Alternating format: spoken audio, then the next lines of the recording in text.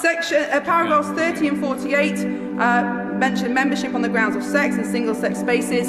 Sex Matters did a report recently looking at the impact on single-sex spaces and the ability of men to access them through changing their gender. The one thing women say is, I never went back. I never went back to that swimming pool. I never went back to that counselling class. For many women, the dignity of being a women-only space, of knowing that there are no men that are going to be there, is so important. We will see a chilling effect on important single-sex rights if this goes through. And I think, you know, as a woman, I fully understand the threats to dignity and safety that this poses, because it will change the social contract. In this country, we recognise that in toilets and changing rooms, in public spaces, there are areas where only women are allowed.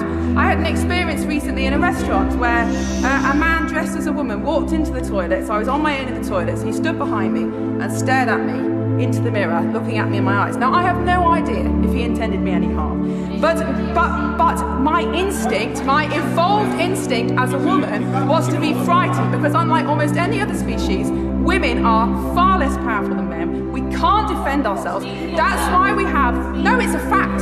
The difference in strength between men and women is phenomenal. That's why we have separate sex categories for sport. Women are evolved to be wary of men in intimate spaces.